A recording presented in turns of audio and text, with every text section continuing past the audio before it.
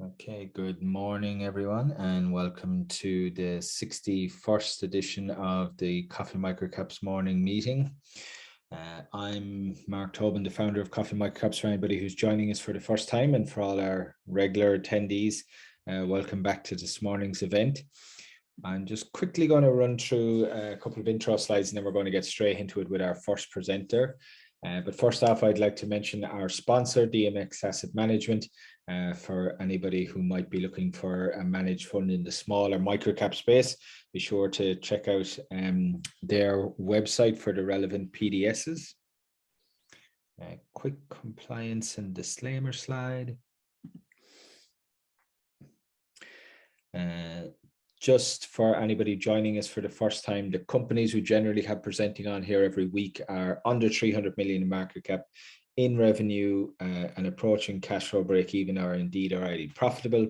We generally don't have companies from the resources or the biotech sectors, what I like to call industrial microcaps, which is kind of a cover term for microcap technology, microcap financial services, microcap hardcore industrial products or consumer goods businesses, a kind of a catch-all term for everything outside of biotech and resources. Structured this morning's webinar, as always, each presenter will have a 30-minute slot, which we roughly break down to a 20-minute preso, 10 minutes of Q&A. If you do have any questions, please type them in the Q&A box rather than the chat function. This makes it easier for me to moderate the questions to our presenters. And please note the webinar is being recorded and will be posted on the Coffee Microcaps YouTube channel tomorrow morning. You can follow us. We're basically on all the socials, Twitter, YouTube, LinkedIn, and I also write a weekly paid subscription newsletter where I talk about one interesting ASX microcap stock every week, which you can grab on Substack. We're going to hand over to Ryan McCall very shortly from Scout Security. Delighted to be joining us all the way from Chicago. After that, name familiar to any of our regular listeners, Martin Filz from Pureprofile is coming back in to give us an update. Then we're going to jump over to Perth. We've got Andrew Booth, acting CEO of Advanced Braking Technology.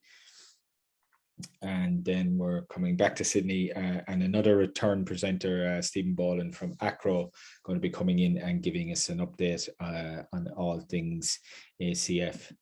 So without further ado, I'm going to stop sharing my screen. And Ryan, if you want to start sharing your screen. Yeah, it's coming up now. And if you just go to full screen mode or slideshow mode, just so we get the full width of the screen. Yeah, perfect. Great. All right. Mark, you can hear me okay? I can hear you perfectly. Beautiful. Thank you. All right, everyone. Thank you very much. Appreciate all those in attendance today. My name is Ryan McCall. I am the CEO of Scout Alarm, or Scout Security. We go by both names. I just joined the company at the turn of the year, so I'm still relatively new and getting up to pace, but if for any reason that there's any questions that I can't answer, we also have our co-founder, Dan Roberts. He is here with us today too. So I will get going as we have only 20 minutes. If I could get the slides to change. There we go. Okay, so Scout Security Limited, SCT on the ASX. We are an app-based DIY home security company, part of the IoT thing, IoT Internet of Things, DIY, do-it-yourself home security. So do-it-yourself, self-install home security company. Basically, we have a full stack of hardware, software, monitoring, the entire solution that we offer both direct to consumer and as a white label solution. We are based in Chicago, as well as ASX listed, and our Australian address is Perth. Been on the market since 2017, but however, the business has been around for about 9 years now. So we're going to go through a little background about the company, the industry, and our unique solution to the problem here.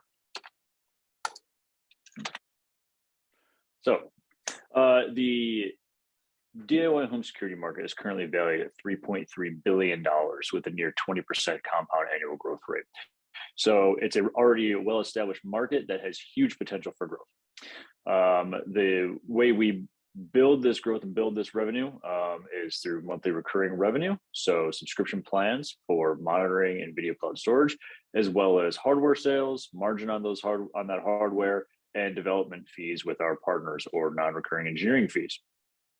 Currently, we have established distribution multiple partner channels. So what that means is we are not just a direct-to-consumer business. We also white label our solution. Two of our biggest partners currently are Prosegur. Prosegur is a company out of Spain, who has a very large install base for traditional home security and has partnered with us to bring their DIY solution to market, focusing on the Latin American region. Windstream is an American internet service provider, or ISP. Windstream currently has 1.4 million customers. So they're on the medium to small end of internet service providers in the United States. But they partnered with us, again, to bring a DIY home security and eventually a full IoT solution to their ISP customers.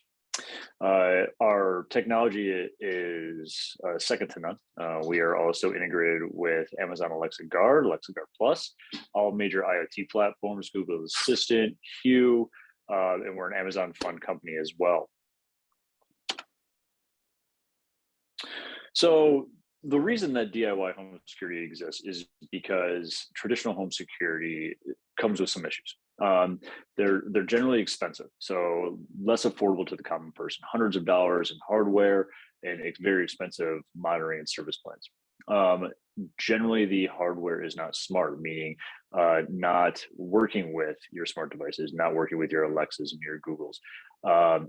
They are very closed, so they're in a walled garden, meaning you go to one traditional security company and you get that professionally installed, spend all that money, but then your contract runs up and you decide you want to go with someone else who's maybe more affordable. You can't do it. You can't bring your hardware over. You have to start all over again.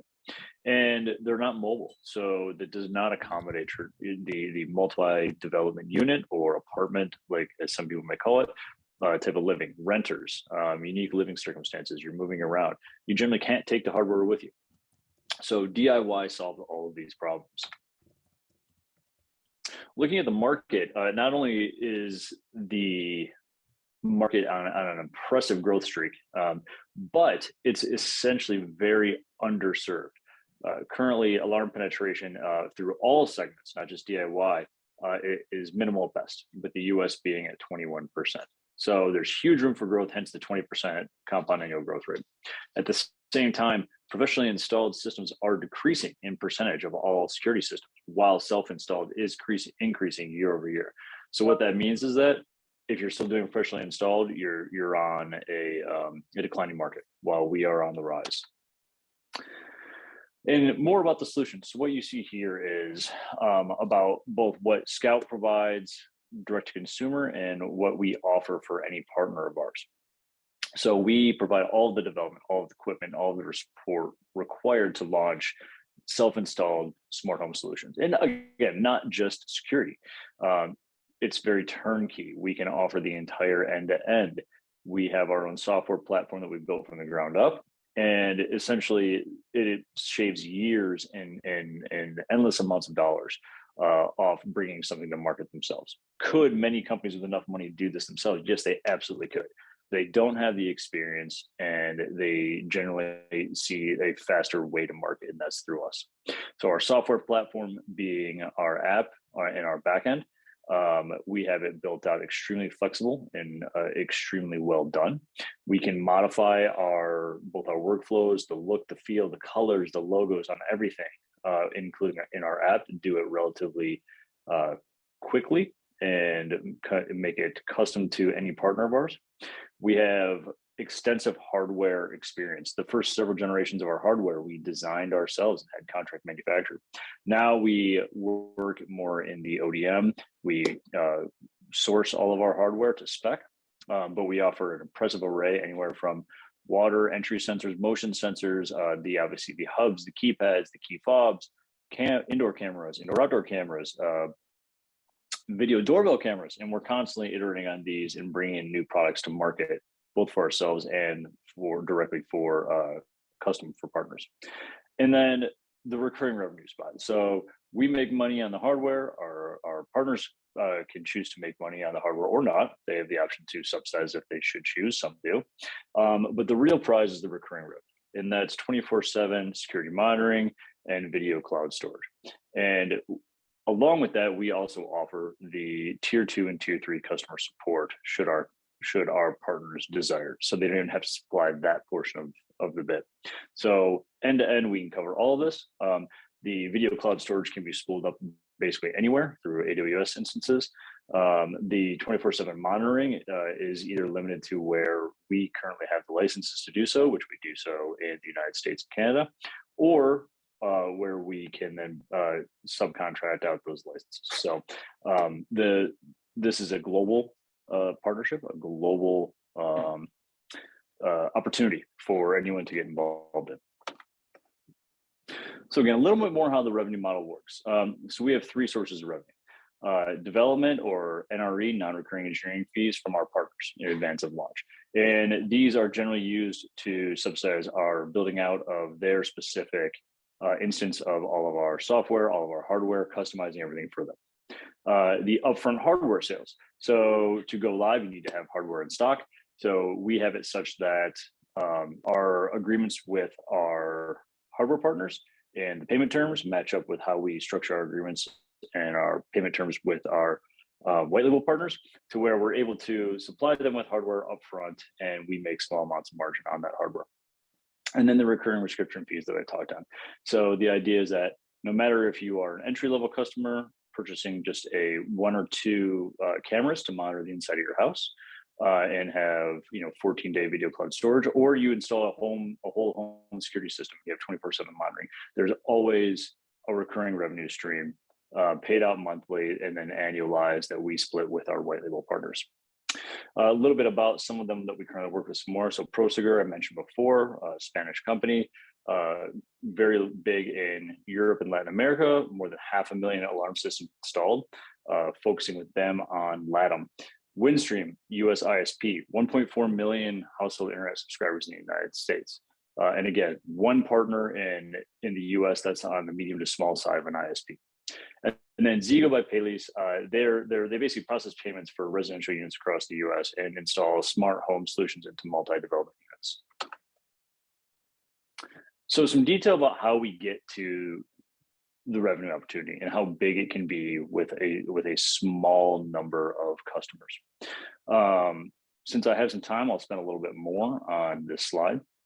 But essentially, as an example here, let's say you have a partner customer base of 1 million. I just mentioned that Prosegur Windstream has 1.4 million, but let's say 1 million.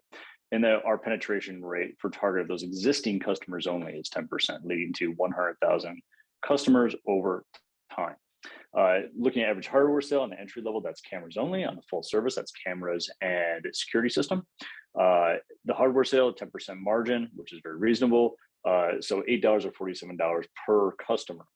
Combine that with your recurring monthly revenue. And again, estimates here, these estimates were made quite a while ago and we still use them because we have found that they're actually on the low end. So recurring monthly revenue per customer on the entry level, $1.35 odd versus $6.10 on the full service. Now, if you do the math, multiply that recurring monthly revenue and the margin on the hardware, you multiply it out over 100,000 customers, and then annualize it for 12 months. What you're really looking at here on the low end is $1.6 million, and on the high end is $6.1 million for just those 100,000, 10% of the existing customers, not even talking about new potential customers. I already talked about kind of the hardware we offer, how we do the net 60 terms, and then the RMR. And basically what this means is that there's a substantial revenue pool available. So the one-off margin hardware compounded with the RMR really turns it to explosive growth. Another note about Latin America or LATAM. So Prosegur is already live in Peru, and that business is currently growing. And it's under the brand Cuido, but that is our hardware and software underneath. And their plan for this year is to launch in a second LATAM country. I can't mention it right now. It hasn't been made public, but basically just waiting out on that for Peru to grow a little bit more and COVID situation to improve quite a bit, or maybe just a little bit. So graphically how this looks, and this is even taking it back a step, okay?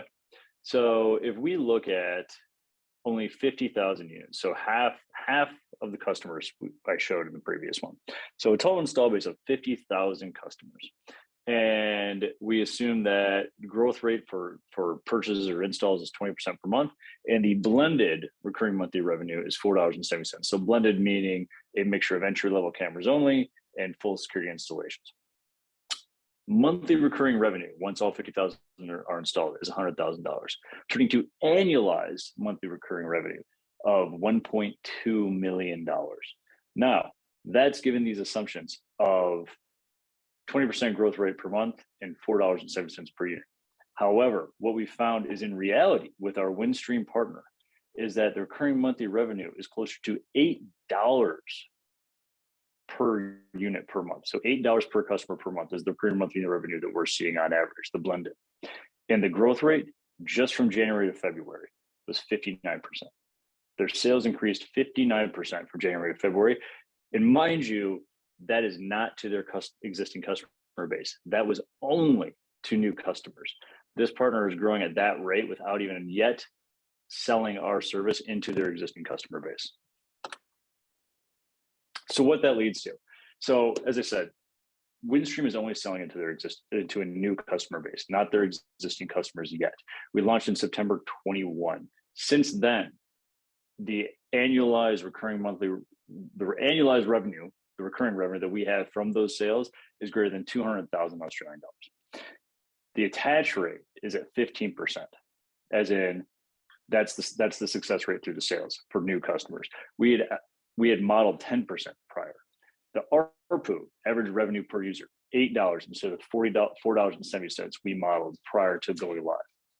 And again, they have 1.4 million customers. Their target is 10% of those over 24 months, along with any new customers they bring on. So as soon as they release this and release their sales team to target their existing customers, that 59% month over month is probably going to grow even more. So the important thing for Scout is that based on the hardware we sold to date, or well, rather put that, based on the hardware that Windstream has purchased through us, that hardware alone is more than enough to get us past cash flow break even, ignoring the 10% of $1.4 million. However, even that, forecasting what we've sold to date and what we should sell by the end of this year, will balance our monthly cash burn, achieving cash flow break even by the end of the year, completely ignoring any hardware or NRE revenue that comes in. So that is the important thing. That is where we're going to be by the end of this year. We are going to be at cash flow break even simply by the monthly recurring revenue afforded to us from our forecast of Windstream sales.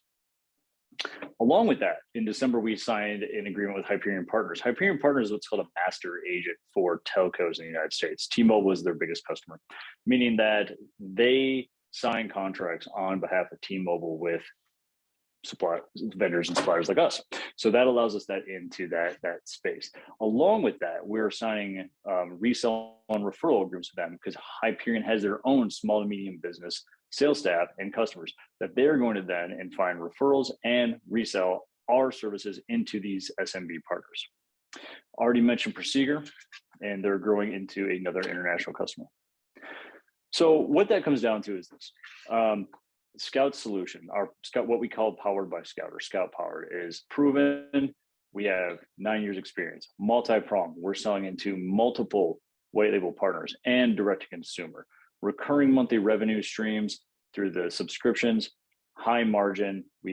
Our margin on our RMR is much higher than that is in our hardware, and that is our revenue model. Along with that, while we're doing this, the white label and our direct to consumer, we're launching another program where it's a lower MOQ, semi-custom, not full white label, camera only, so not security system, programmed to smaller ISPs. And in reality, any customers that would be interested, meaning we sell small MOQ batches of home cameras and the aligning recurring monthly revenue subscription for video cloud storage to record and save that data for security purposes. This allows us to expand quickly into smaller customers that can be very flexible in how they launch these things without the full white label. And we offer the end-to-end integration.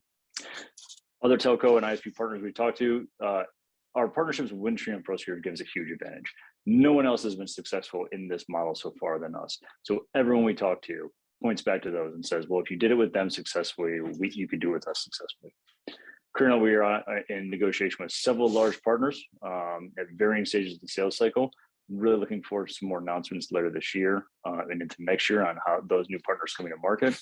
And just a teaser here about our next generation Wi-Fi sensing capabilities that integrate security. And what that means is it's home security without additional hardware. So Wi-Fi sensing is in using the Wi-Fi in your house to sense motion and identify individuals, and using that and tying it into our security system for a whole home security without additional hardware past your own Wi-Fi instance.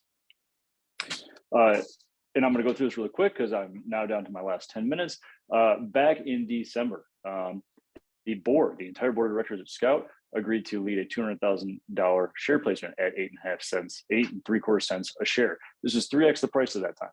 All Scout directors participated. This was to bring some usable cash flow into the business.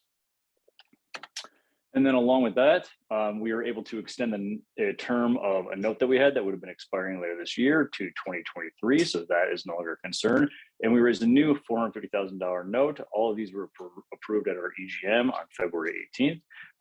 Both notes had the same expiration of December 2023.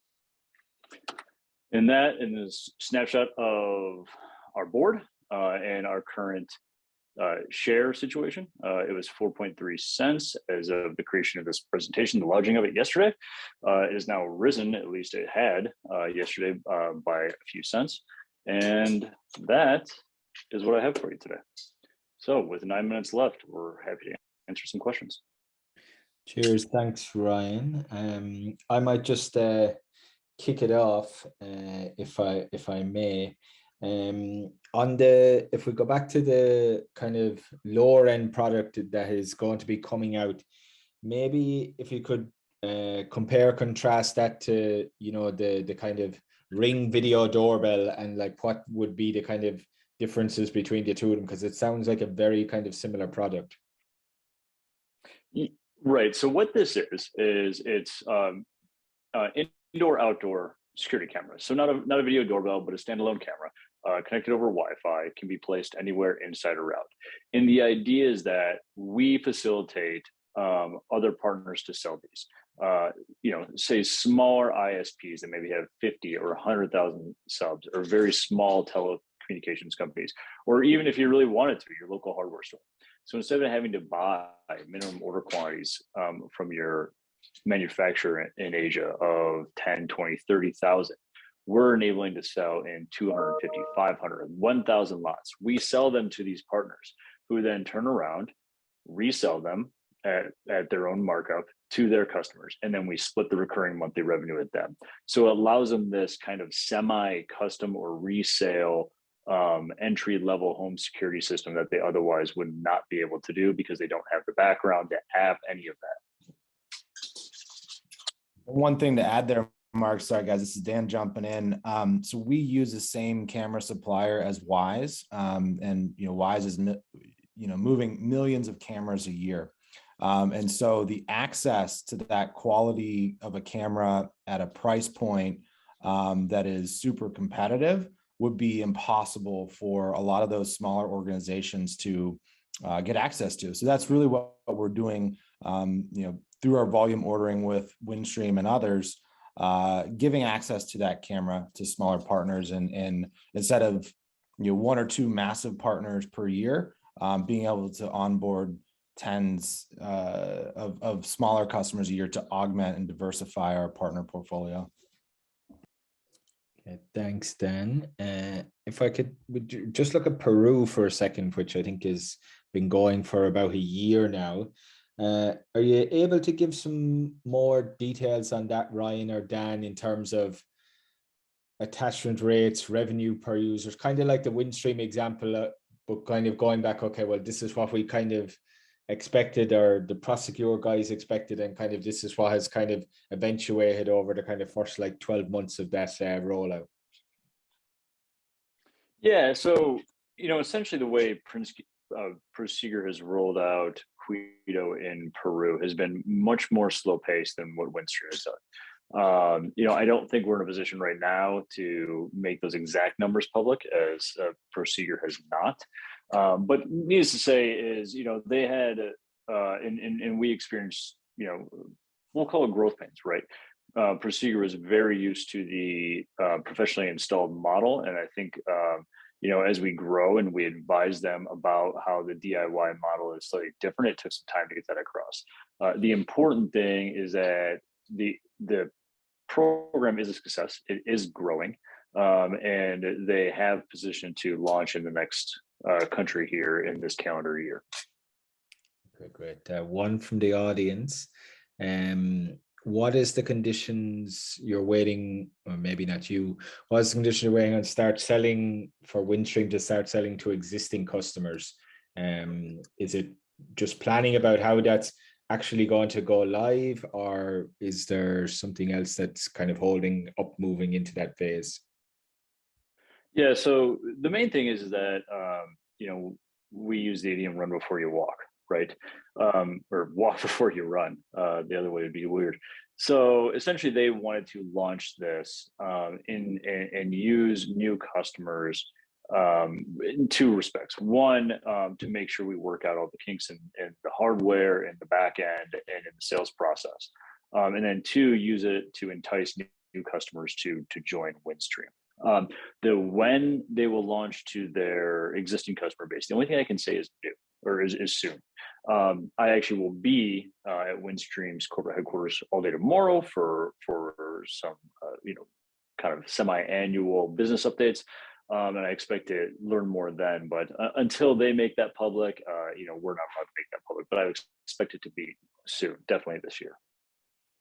Okay. And Ryan, another question from me. In terms of the, non-recurring engineering work that may or may not come in, can you give us maybe an example of what that would mean? When is that like really customized stuff for Windstream, for example, or for Hyperion? They, think they've got all their kind of ducks in a row, and then once they kind of get more into the weeds of the product, they're like, actually, we needed this changed. What would be an example of, something that would require you guys to get involved from an engineering perspective? Yeah, there's a few things. One is design. We do offer up design work. We have, very capable designers in-house, Dan actually being one of them, as well as some consultants that we do reference from time to time. And that's design of the app, right, and the experience. So that's one. Another is if there's integrations that are required, whether it be on the billing or their customer service side or anything like that. And then the last would be on the hardware side. So if they say, okay, hey, Scout, we want you to source component XYZ, whatever that is, some IoT component that we don't currently offer. We're happy to do that through our very strong supply base. And then it's a matter of doing that, buying pilot runs, assessing the firmware and getting it designed into our ecosystem. Okay. And then, sorry, Mark, real quick, just to add on, I think so this session has been really great, especially for folks that are new to Scout. I think we'll get a lot of benefit understanding end-to-end what we do. I would also like to let everyone know that we did a half-yearly webinar yesterday.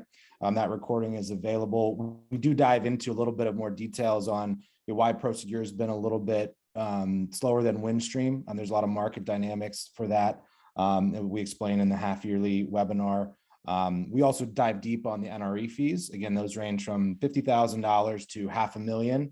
And the point there is that investors may not have views into what pipeline deals would have a cash component associated with them. So as we're sort of pacing cash flows throughout the year, I'd remind everyone that a lot of these deals can have pretty sizable NRE payments associated with them, and only our team at this juncture would have views into that. We talk a little bit about that on the half-yearly webinar, and then also discuss a little bit about what type of NRE we've seen from the different partners across time. Okay, thanks, Dan. That's good to good to know. If anybody wants to take a bit of a deeper dive, I'm presuming that can be accessed via the Scout homepage or website somewhere. Gentlemen, we're going to have to leave it there, and I do know that Ryan has got a plane to catch or needs to leave for the airport fairly quickly. So thank you for joining us from Chicago. And Ryan, if you could please stop sharing your screen, as I know Mark is patiently waiting in the wings. Or I should say, just say real quick, thanks so much to everybody. Appreciate the time and the questions. Cheers. Thanks, Ryan. And thank you, Mark. Thank you.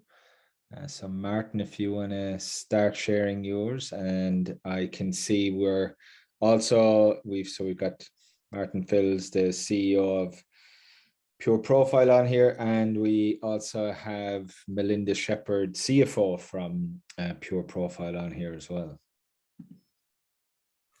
Morning, Mark. Morning, Martin. If you just want to go to slideshow mode, just so we can get this slide maybe. Yeah, perfect. There we go. Now we're on full screen.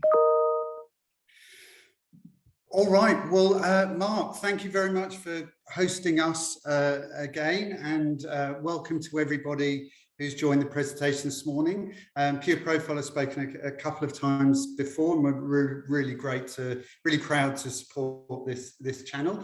And I've also, because you've heard enough from me, I've also Melinda Shepherd, sorry, our CFO, has joined and will present the financial section just to give a bit of interest for this morning.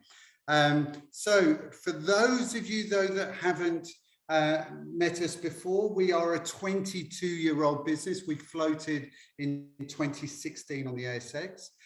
We provide consumer insights, and that helps businesses understand their consumers better so that they can make better decisions. If you imagine everything you buy, every advert you see, some sort of research has been conducted to make sure the target audience will respond well to that product, will buy it, or to that ad will go to the website, buy something, or go to the shop. That's what we do. We provide those insights for brands.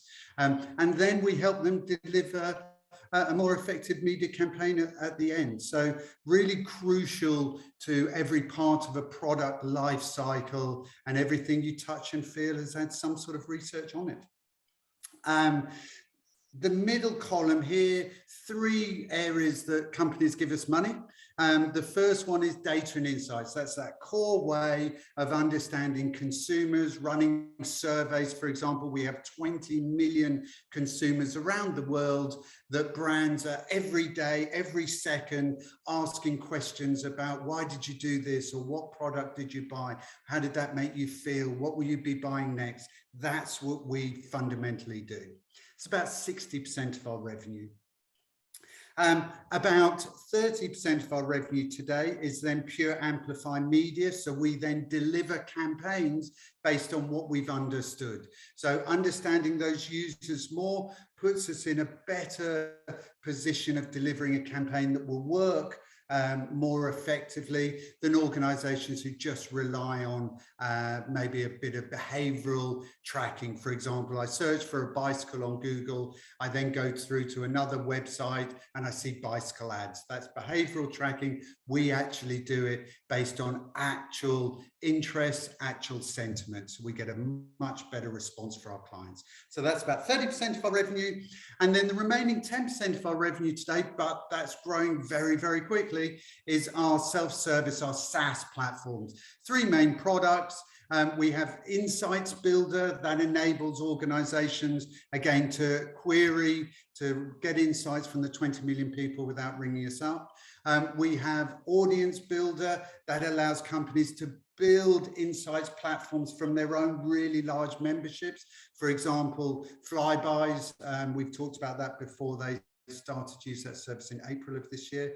And the third one is audience intelligence that allows companies to go into data sources through a SaaS platform and look at how they are doing compared to their competitors.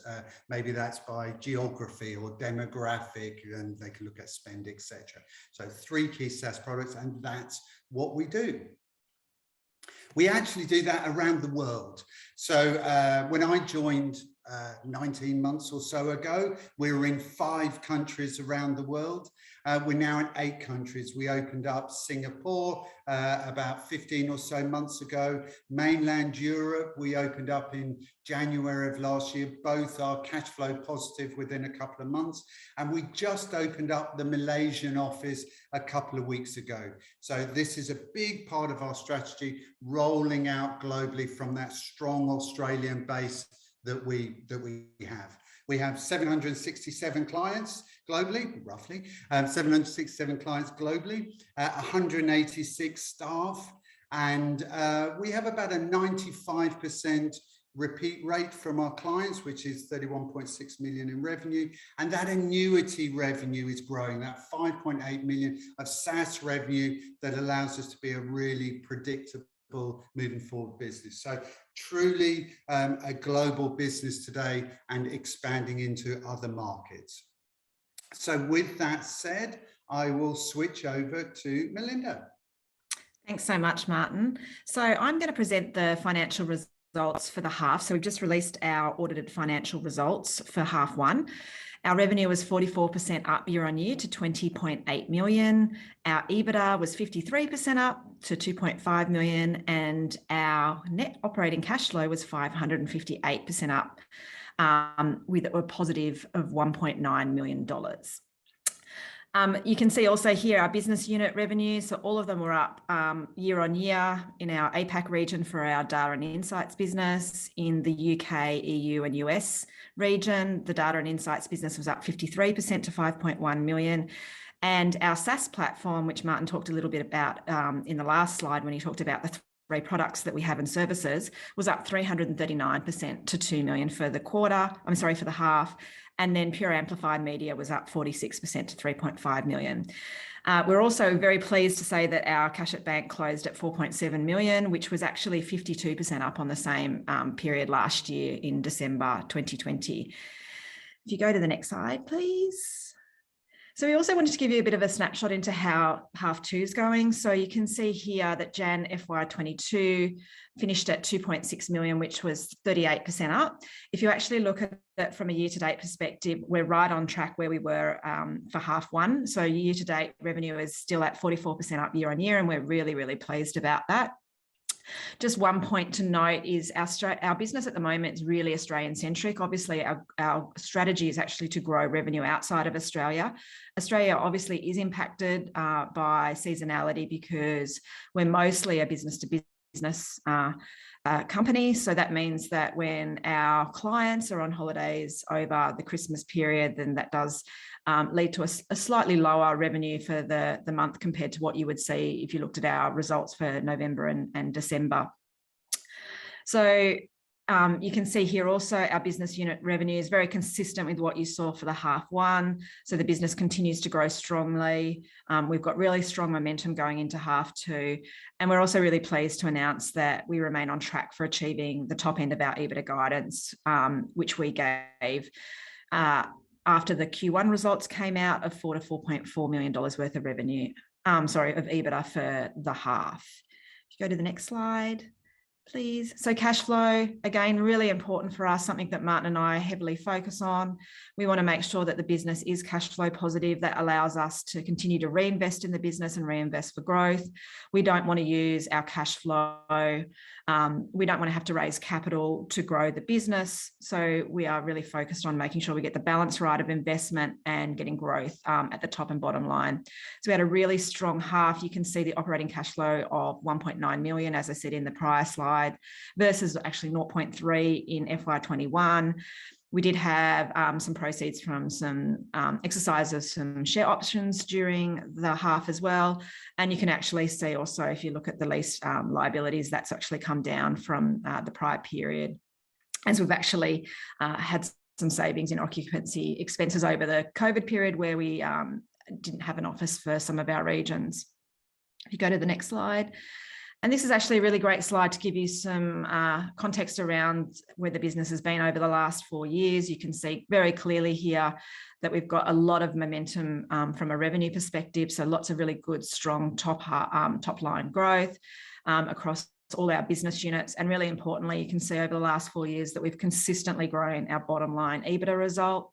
From where you can see in FY19 where it was a 700,000 loss up to the 2.5 million now. So not only are we growing revenue, we're actually growing the bottom line and actually growing the bottom line to a stronger extent than the revenue. So we're really pleased and proud of what the business has achieved over the last couple of years, and that momentum is obviously going to carry on into the remainder of FY22 and into FY23 as well. So I'll hand back to Martin. Thank you very much, Mel. All right, why are we growing so well? Why is this happening? Well, we've been laser focused on 3 key areas, 3 strategy pillars. Number 1, growing globally. 60% of our revenue comes out of Australia today. If I look just at data and insights business, it's an $89 billion global market. The UK market is 14 times bigger than the Australian market, and the US market is 40 times bigger than the Australian market. So huge opportunity to grow globally. So we've been spending quite a lot of the last 12 months or so ensuring that our processes, our systems, etc., are optimized to ensure that everybody has the same experience, whether I'm a client, partner, team member, no matter if I'm in London or New York or Singapore or Netherlands, etc. So growing globally is an absolute key factor of our business, and that can be seen by the results, right? In the first half, Australia grew 24%, non-Australian business grew 53%. So that's a key focus that we're growing on. Technology is really twofold. Firstly, client-facing solutions and our SaaS products. So we've launched a couple of exciting products such as Audience Intelligence, which is used by Uber, for example, as a tool, and other clients are trialing that and will be signing contracts soon. Also, Audience Builder, we've really fine-tuned that product, and we've had wins including Flybuys, well-known brand, 9 million members in Australia. I Go Direct, slightly smaller, only about 50,000 or so members in Australia. And then the Asian Parent is a win that we had a month or so ago, and that's 39 million members across Asia, and that immediately gives us revenue streams. It gives us the opportunity of growing our client base and growing new clients and those existing clients. And technology, we've also been enhancing what we do behind the scenes, ensuring that we've got the latest technology, that it is open technology. We can easily connect with clients and partners, etc., and it's delivering what we need when we want it, and decoupling our core system. So, for example, we just about to announce we launched a new panel management product, which is really the heart of our business. First, we've rolled that out into mainland Europe, and then we will roll that out into other markets. And what does that do? It allows us to be faster with clients, it allows us to be more open with technology, connecting to more other technology, but importantly, no longer will we maintain and support that. It's something that actually we use via a third party. So it's lower cost, and it allows our technology team to focus on innovation.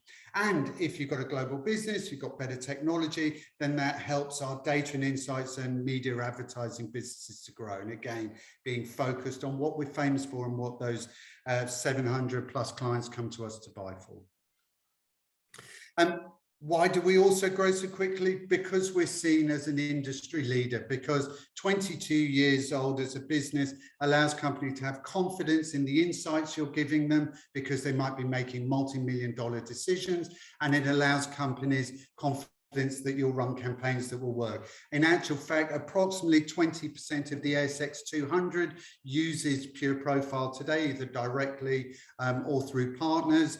And again, you can see here some direct brands, all industry leading brands and household names that you know, and that's us as a business. Not only are we growing quickly revenues, EBITDA and cash at bank, but actually we're growing it with industry leading businesses. All of this success comes from people. It comes from the team, and we're so proud of our team. In actual fact, we just entered the Great Place to Work study, and we scored 98% out of 100, which, yeah, typical companies 55%, but really I couldn't see any company that was as big as Pureprofile that had such a high score. Why is this important to us? Because if you've got highly engaged, highly motivated team members who have a voice, who feel that they have a presence, they're engaged, they're less likely to leave. So you've got lower turnover costs. You don't have to do cross-training of new team members. But more importantly, it directly leads to improved revenues.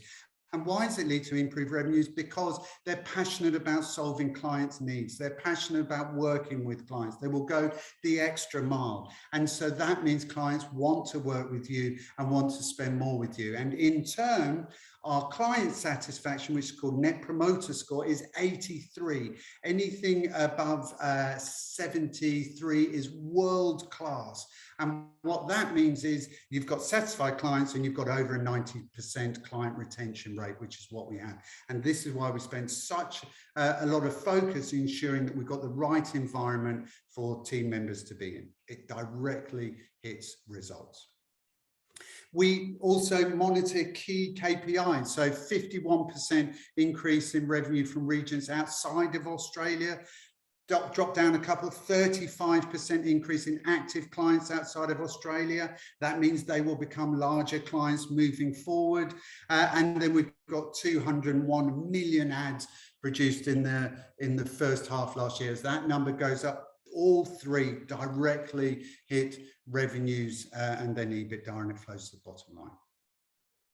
I've just brought one solution in here to highlight, which is Audience Builder, which really is unique. It's the only product in the world that allows organizations to increase loyalty, build big insights teams from their memberships that they have, and in turn generate revenues, which is what they're doing. So really exciting. As I mentioned, Flybuys, 9 million members. That's been a big impact to the SaaS growth that we've seen and that Mel highlighted a few slides ago. We're so excited about the Asian parent, 39 million parents across Asia. That's in 11 countries. What does that enable us to do? It, just like Flybuys has increased our SaaS revenue, it will increase our revenues, and that will enable us to roll out across Asia into new markets we don't exist in today, in partnership with that strong brand. So when we're talking to a Unilever or a Procter & Gamble or a milk company about, hey, do you want to speak to parents about what choices they're making for their children, what car they're about to buy, because they have young children, we will be the oracle. We will be the main source that they can go to for those audiences and those insights. And so we announced that in April. We're rolling out the technology, and you will start to see that technology, the revenues increase in financial year 23 in the first half, directly from that deal of the Asian parents, like we saw with Flybuys. And in turn, because we have a unique solution, we're talking to partners in those other markets. So for example, the US, talking to a couple of large partners, and that gives us immediate traction into a massive market that, as I said before, is 54% of our $89 billion data and insights market globally. So really exciting products, some great wins, and those wins are enabling other clients to have confidence to partner with us. But we're not standing still. We're looking forward. You know, 44% revenue growth is great. All within profits is fantastic. But actually what we've now done is we've mapped out a 3-year plan. It's the first time in the company's history that we've done that. And what that does is it again enables us to be really clear about where we're making investments, what the return on investments will be, and ensure that we're doing things smarter. We're actually rolling out more efficiently to continue that intelligent growth that you've seen across our business in the last couple of years. So firstly, expansion of our global business. So what does that mean? We haven't even touched the surface of what is possible of growing revenues in other markets. We've been in the UK market for 8 years. They'll generate about $15 million of revenue this year in the UK market. When I look at large competitors of us, they're generating $100 million only in the UK market. So that gives you an idea of our low market share, and with our expertise and our brand and our quality, it actually means that we're winning clients hand over fist in the UK, and hence that 53% growth that we talked about. And so we're seeing salespeople that we're increasing in those markets straight away. And I just heard overnight there's a couple of people that have agreed to join Pureprofile, and they will be joining from April onwards, and we have more open positions. So now we put all that back-end framework in place, we can now really roll out the commercial arm of those businesses. So that's really exciting.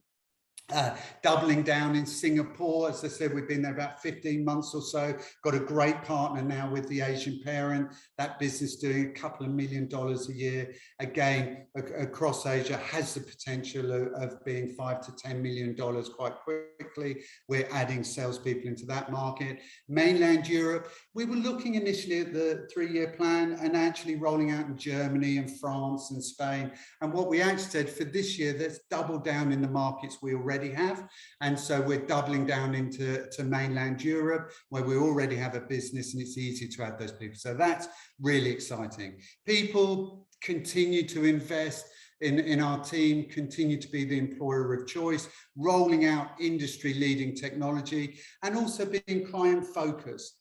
That's really important, that again, each client feels that they are the only client who works with Pureprofile, even as we grow in size. And then finally, starting to look at small acquisitions that will enable us to have a step change and a faster rollout into those global businesses. So really excited about this 3-year plan and what it means to us, and it means that continued growth into low market share. Key initiatives is really what you'd expect over the second half. More partners, some really cool technology we've got rolling out to help top line and bottom line, and growing that global business with more commercial people being added across our offices. And so what about us? Well, continued top and bottom line growth, and Mel and I are really careful about that. Excited about the 3-year plan. We're moving into significantly larger countries, which we were already set up to do. So we're only adding commercial people. We're growing market share within cash flow, so not wanting to take on debt or to do any sort of replacement for our expansion as it stands today. And we have really low market share outside of Australia. So that is us as a business. So back to you, Mark. Thanks, Martin. Just a couple, I'll get a question going just to get the ball rolling. On the, the global map where you've got, what products you're offering in each jurisdiction, is the plan that basically all 3 markets over time should have the 3 main products, or is it a case that some markets might only have 2 out of the 3 because the third one isn't right for that market, or there's a very strong local competitor that you don't really want to go head to head? If we take the US, for example, Pure Amplify is not on the list there. Yeah, that's a really good question. Look, Mark, it's about being intelligent where you roll out. We as a business don't need to do anything risky to enable the growth that we're seeing. And so again, Mel and I are looking at where we've got sure bets, and the US is a good example. It's a huge market, but you can spend a lot of money without making much noise and much inroads. And our core business absolutely is that data and insights. We're geared up, famous for doing that. And that is a product that we launch into every market first. What's interesting is that when I look globally, so Northern and Southern Hemisphere, in this $89 billion market that we are a subgroup of, data and insights, there is only 5 companies that have truly rolled out and that have Northern and Southern Hemisphere offices. The largest of all of those is Dynata, 600 or so, 600 to 800 million US dollars. Then WPP, Lightspeed or Kantar with about $400 odd million. YouGov, publicly listed on the London stock market, about 200 million US they're aiming for this financial year. Then a French company privately owned called Tuluna, which is about 150, 200 million US. And then little old Pureprofile this year, you know, you can see from our run rate about 30 million US, about 40 million plus Australian. So that goes to show that actually we have a massive opportunity with only 4 companies ahead of us, all of whom we're winning clients and we're winning team members from, because they themselves are having various different challenges and headwinds that we're not seeing as a business. So that's what's so exciting about this map. And that was what it interested me first to Pureprofile, that we already had the global framework in place. It just needed a bit of fine tuning so that we're really ready. It took 18 months or so, that we're really ready now to expand into the globe. Couple of questions here. How close are you to signing other partnerships like the Asian parent, and what countries are you targeting? It takes a while, so conversations, you know, can take 18 months or so. That's an example of flybys. So we've got continual conversations with a number. It's never as quick as you want. Somebody says yes, for example, the Asian parent, I think they said yes back in October and November, and then it went off to legals, and we've got a couple of months. So if we weren't publicly listed, I might answer this question differently, but we're close. It's like all I can say, but we're having a number of discussions, some that will happen, some that are delayed. Markets that we're really focusing on. Look, I'm happy with Australia, with flybys and with our other Raise News and the other partners that we have. That's good. I think New Zealand's good with AA Smartfield. They're a fantastic partner. It might do that we look for some niche audiences that we don't have, and they could be hard to find. Ethnic groups, for example, who are hard to find but people want to speak to. Asia, I think we've done and dusted for the next 12 or so months with the Asian parent. That's a great one to launch with. So the focus is absolutely today the US and the UK, and I have a dedicated team that is focused on bringing in partnerships. And so a good niche partner in the US. We don't want to go generic consumer research. If we can go niche, like the Asian parent, be famous for a smaller audience, when you're dealing in such a large population, a large market share, even being in a smaller audience like the Asian parent dwarfs anything that we're doing globally today. So that's the way we'll do it. We'll be famous for a niche. I hope the US next, and then as I said, the UK, we've got a number of discussions. They're the easiest markets for us to launch in. English language, we already have a presence. It doesn't mean we're adding any costs internally to roll those out. If we find a partner in Germany or France, I need to think about foreign language support, etc. I've got some back office costs. I don't have those with UK and US. Okay, and then the payment from intangibles, Mel, I'm guessing that's for in-house developed software and stuff like that. Has the SaaS platform bills, should we start to see that number ramping up moving forward over the next, call it 6, 12, 18 months? Or are you thinking of it as a percentage of revenue or a percentage of how fast that kind of leg or pillar of the business is growing? That's a really great question, Mark. So yeah, payments for intangibles is definitely our software development. So the engineers that are building our platforms and helping us to provide amazing services to our customers. What you would expect is that we'll continue to spend similar amounts to what we're doing now.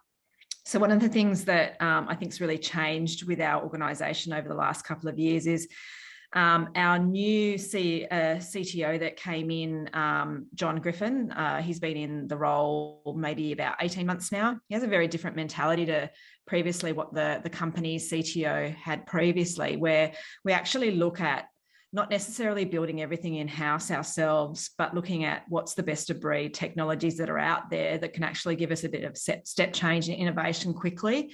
So Martin talked previously about a couple of new platforms that we're implementing, such as a new panel management tool that we're launching in Europe. Now, we could have built that internally in-house. It probably would have taken us a lot longer. Maybe wouldn't have been at necessarily the same quality of innovation that we could actually do in a quick period of time. So I think that's sort of why you won't see a massive increase in that spend, because we continue to do some things internally when it makes sense. And then when there's other best of breed software and technologies and tools out there that will really give us that step change a lot quicker, we'll actually make that decision. So, and look, over time, like certainly from the time that I first came into the organisation, we were spending a lot more on software development. We probably weren't spending it as well as we do now. So when you have a really disciplined, consistent corporate strategy, it's very clear what you do and what you commercialise from a development perspective. And I think that just means we're better at spending money on technology development than we were previously. So we don't expect to see any massive ramp up in cost at all at this point in time. You should see it consistent with what we've done over the last year moving forward. Great. Yeah, I just wanted to get a handle on kind of future CapEx plans. Melinda, Martin, thank you very much for coming back in and joining us once again. We're going to have to leave it there. We're just slightly running over on time. So I think, Martin, if you're sharing the slides, if you could stop sharing your screen, and we're going to cross over to Perth because I know Andrew is patiently waiting for us there early in the morning Perth side. If you want to start sharing your screen, yeah, it's coming through now, Andrew.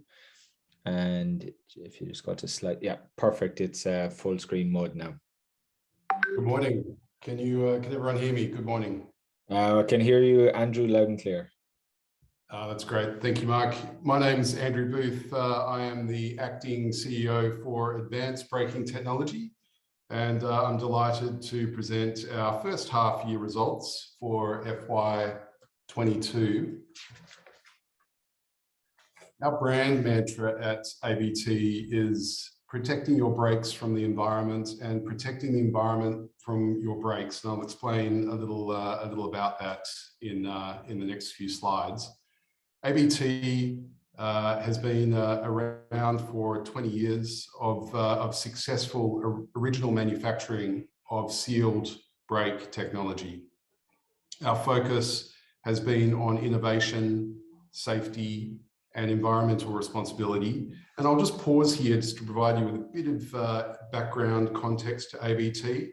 Pre-2019, ABT was fundamentally an R&D company. We invested millions into brake intellectual property that is core to our business today.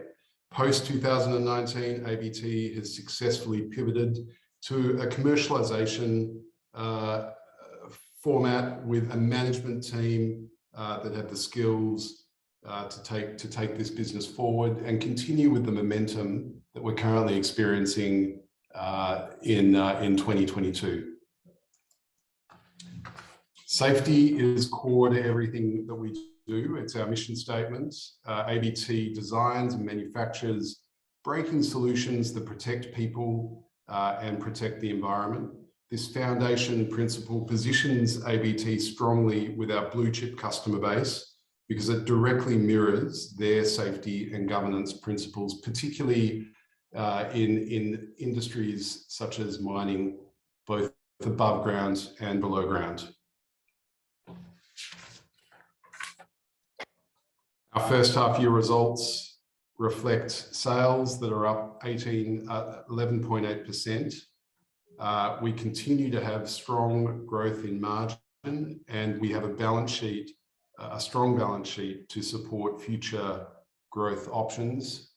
44.5% is a margin that we've sustained over the last 2 years, and we are debt-free on our balance sheet. We have a strong cash position that has been sustained and will continue to grow over the coming few months. Just in terms of our market, so ABT has been exporting successfully to more than 16 countries over the last 3 years.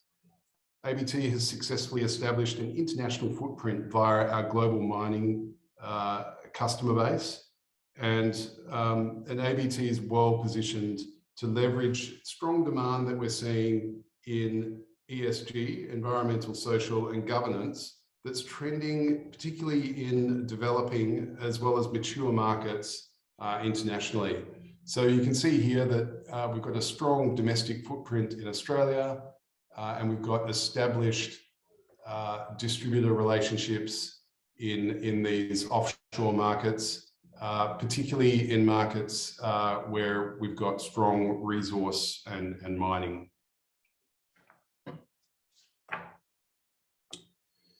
ABT sealed wet fail-safe brake systems solve for protecting brakes from harsh off-road environments. We solve for any unintended vehicle movements, particularly in dangerous environments such as underground mining. And we also solution for harmful brake dust emissions. This is an emerging concern in non-exhaust emissions. And you know, the benefits being that we significantly improve the safety of people and equipment in a mining or heavy industrial environment. We increase vehicle uptime, so important for mining operations around the world. We increase brake performance on light, medium, and heavy vehicles operating in mine sites and in heavy industrial civil construction sites. And we provide zero brake particulate emissions through a 100% sealed wet brake system. I'll just talk a bit about our products. On the left-hand side, you can see a wet wheel end brake for a four-wheel drive, and this brake has fail-safe technology. That is technology that will stop the vehicle when all else fails. The middle image shows a driveline brake, and this is a maximum safety driveline brake for heavy vehicles in underground mining. And this product is, you know, as well as the fail-safe product, is field proven by our blue chip customers for more than 20 years now. More recently, we've developed the TerraDura. This is a durable four-wheel drive brake in a dry format, and what that does is offer significant cost savings versus a wet fail-safe brake solution. All of these products reflect millions of dollars invested in innovation for braking solutions for what has been a blue chip customer base. And I'll show you what that looks like in the next few slides. Recently, ABT was awarded the OEM contract for the Hawkeye protected mobile vehicle. This is a vehicle that's been designed by Thales, the French defense company, designed and manufactured in Australia. ABT is an OEM supplier of the brake on the Hawkeye vehicle, and in partnership with defence manufacturer Veeam, also here in Western Australia.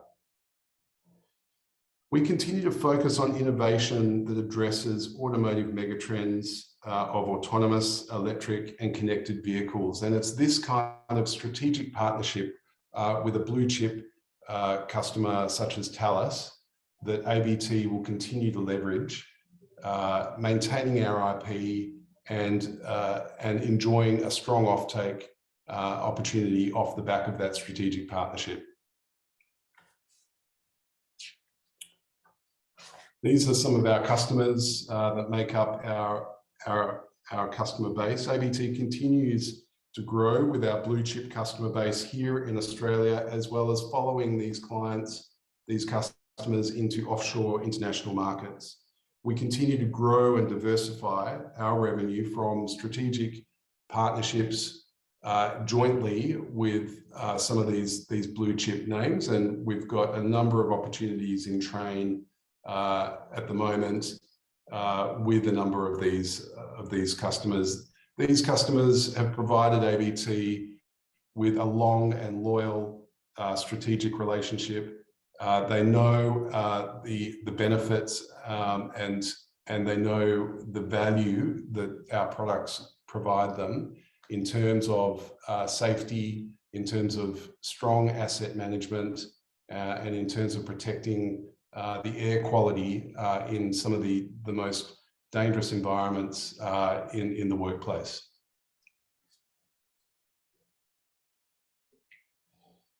ABT continues to progress its diversification strategy of customers. We continue to diversify across industries, and we continue to diversify our products, leveraging our core intellectual property to suit a growing range of vehicles and applications. And you can see on the right-hand side of this screen some of those applications, partnerships such as Cleanaway, Thales, and we're involved in the WestConnex M4 and M5 tunnels with Lendlease.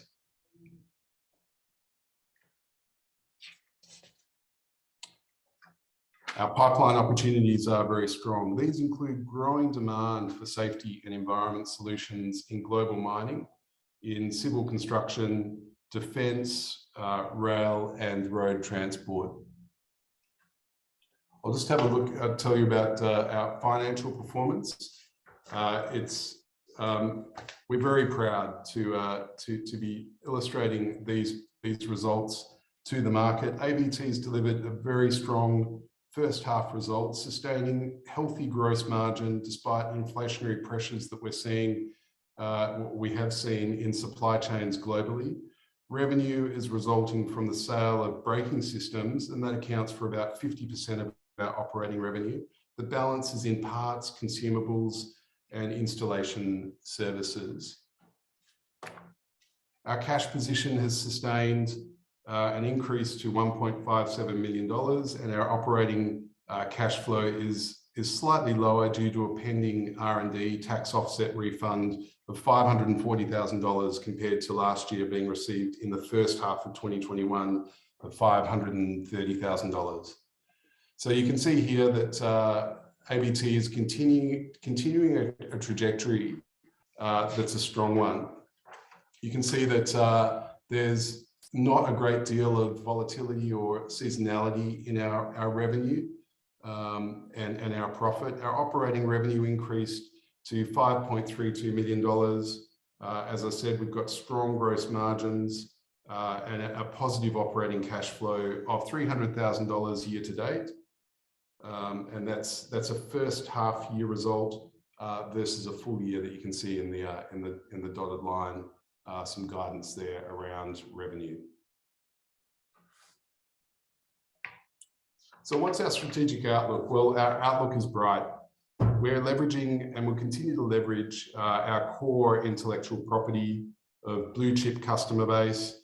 We will continue to diversify our products, services and industries and countries that we operate in.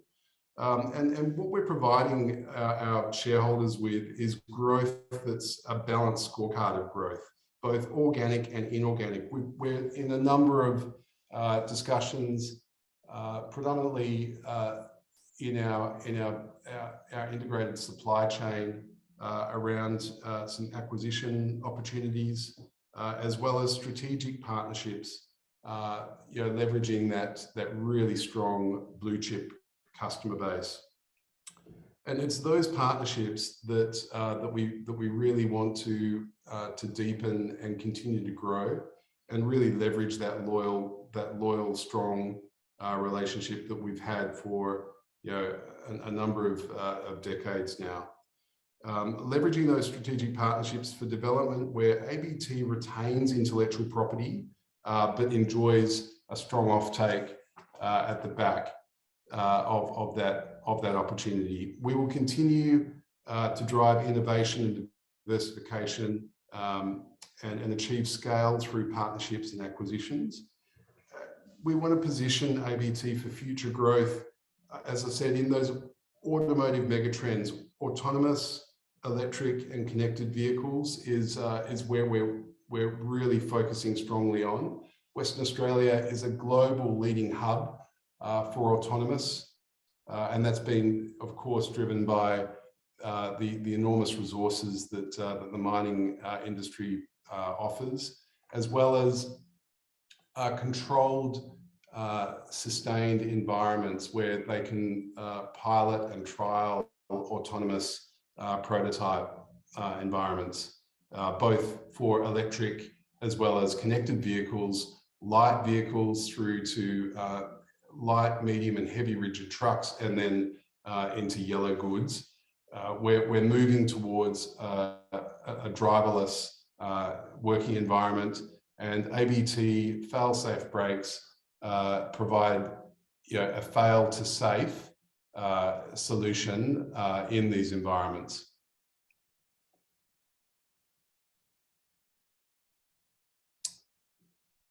I'll now move to Q&A. So I appreciate the opportunity to present, and I'll hand back to you, Mark. Cheers, thanks, Andrew. I'll kick off the Q&A here. On the move into, I guess, the consumer market with TerraDura, can you just sketch out a bit of a timeline to when, if somebody when will we see that product on the shelf at a Supergroup Auto, or, we can walk into a service station and say, hey, I'm doing, a big trip, Gibb River Road, for example, and, I want to make sure, I've got brakes built for that environment. When will the ordinary, I guess, person be in that position? That's a really good question, Mark, and a really nice analogy for an end user of TerraDura, because it is that really passionate four-wheel drive user that we are targeting with a sealed brake system. We are working with a number of four-wheel drive recreational retail brands, one of which is currently trialing the TerraDura brake in Australia, and has a very strong brand and coverage of the four-wheel drive market. They are the go-to for passionate four-wheel drive users. TerraDura is beyond its prototype stage, and of course now we are in the commercial market. It has been used as, it is being used as an entry-level brake in industrial settings, but as you've rightly stated, it is being targeted at that recreational market, and we hope to see some traction through those trials with those brands in the next 6 to 12 months. Question from the audience, Andrew. What is the biggest driver of sales growth going forward? Is it going to be consumer? Will it remain kind of mining operations, or more into the military space? It's definitely in the industrials. So, if we look at those megatrends, they are occurring, heavily in the industrial sectors heavy industrial sectors that we are currently and have a very strong brand in. The consumer market for passenger vehicles is probably not a space that ABT would really resonate in. We are a niche product. We enjoy a very high margin as a result of solutioning for our clients with very specialized needs in ruggedized, tough environments, but not without seeing really strong growth in uptake of technology. And so, growth for us is, selling more of our brakes across a broader range of vehicle applications and therefore across a broader range of environments. But we will stay true to our core, and that's around solutioning for heavy industrial, global mining, civil construction, road and rail transport. Another one, kind of more around TerraDura as well. From the audience, from the initial product launch to now, making progress in commercializing TerraDura has taken a number of years. Could you please talk to the challenges the company is overcome and is now working through on further commercial adoption with the key industrial segments? So TerraDura is not an entry-level, cheap product for a four-wheel drive user, and we hope to get that the cost of that product lower to be able to meet, I guess, a target price for TerraDura, whilst we also retain a strong gross margin. TerraDura is by no means core to ABT. Our growth and our future growth is around our wet brake solution across a broader, more diversified range of vehicles. TerraDura, however, is successfully providing our sales and marketing teams with an entry-level hook into customers that would not normally spend that higher entry-level price of a wet brake SIBS fail-safe solution. So TerraDura is enjoying some traction in our core heavy industry. We're yet to get the formula around pricing right for that recreational user. However, that's not necessarily top of our priorities for our key growth opportunities. And then one from me, as you kind of referenced, 2019 was kind of a step change in how the previous R&D was starting to be commercialized. Can you talk a bit about, R&D spend, how you're thinking about that now and in the future, with the need to balance it with the ability to commercialize this R&D? Just give us a sense of, is it going to be a percentage of revenue, or, focused on enhancing current products as opposed to, coming up with a totally, new product outside of the three kind of main offerings you have now? Yeah, that's a really good question, Mark, and one that I think we do have a really robust strategy around. So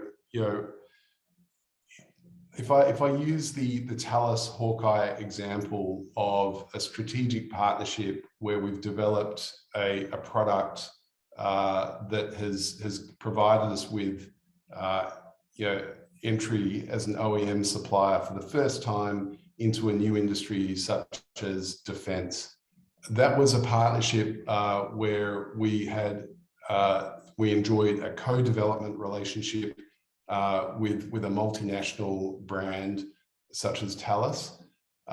We retained very strong intellectual property, but we were able to leverage and draw deep on our core IP that we've in the previous decades invested millions of dollars into. And so we weren't designing something that was completely beyond our knowledge, our core knowledge and IP. And it was a relationship and a project that provided us with very strong offtake as an OEM supplier to a foundation vehicle design.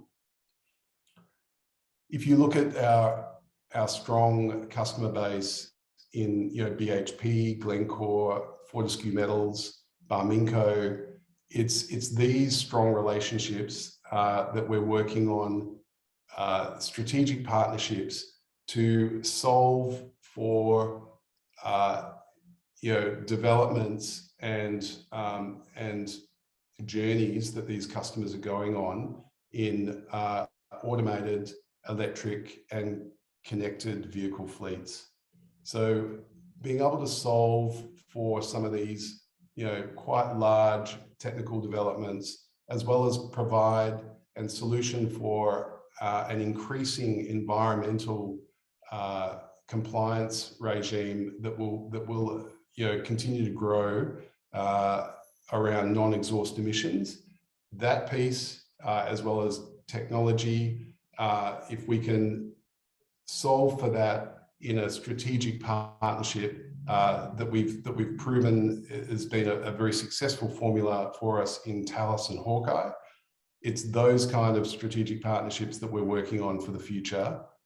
We retain our IP and we have a very strong offtake in terms of selling brakes and then enjoying that annuity style income that we enjoy as a result of servicing, installation and spare parts for the life of that brake on those vehicles.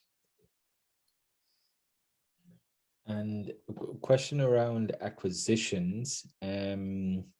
Would you consider taking on debt to fund an acquisition, or would it have to be some combination of cash and equity? So at the moment we are debt free, but it would be imprudent of us to not consider debt as part of a capital structure to fund an acquisition.